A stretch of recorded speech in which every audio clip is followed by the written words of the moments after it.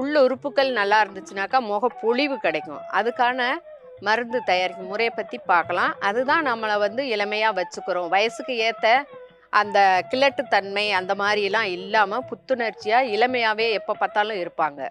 அம்மன் பச்சரிசி, வில்வ இலை, ஒரு வெற்றிலை, இது 3ம் அரைச்சி எடுத்த சாறு. இப்போது இது கூட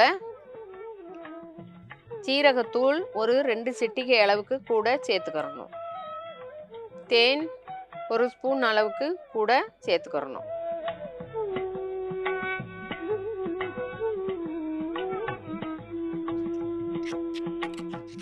இந்த மருந்தெல்லாம் ஒன்றா கலக்கிட்டு 50 மில்லி பாலோட, நாட்டு மாட்டு பால் அல்லது ஆட்டுப்பாலோட கூட சேர்த்துடலாம்.